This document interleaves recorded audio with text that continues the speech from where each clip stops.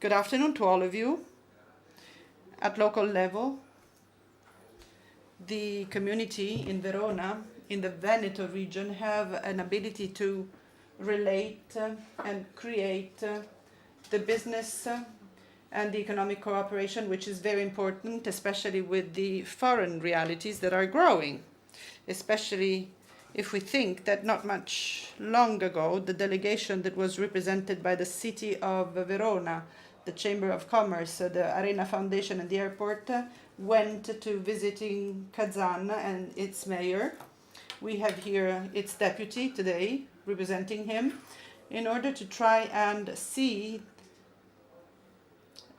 how to proceed with an economic cultural collaboration in two different territories which can grow. There are some international collaborations. We've seen a public company in the city of Verona which is involved in environment, and we've seen how they are starting the environmental collection of waste in the city of Tirana. There is more than 1 million inhabitants, and we well know that that's a very important city. So when there are good international relations, it is possible to collaborate, to grow on both sides in an important way. So quite clearly, this very highly characterized by tension situation, which has got to do with Russia, with the United States, that is to say the main actors, and Italy is caught exactly in between the anvil and the hammer. And we've seen how all this may be affecting us after the Crimea events and facts. That is going to be a situation which is going to be solved.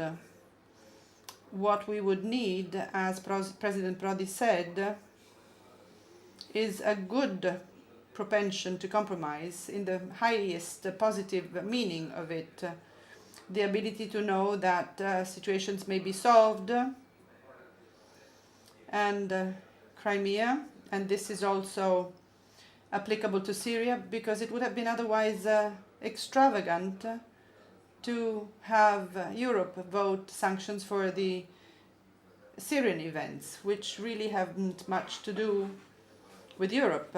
So it was right to see the Prime Minister to push on the brakes and limit and curb down this kind of approach, which is definitely not useful. Sanctions don't serve any purpose, don't solve problems.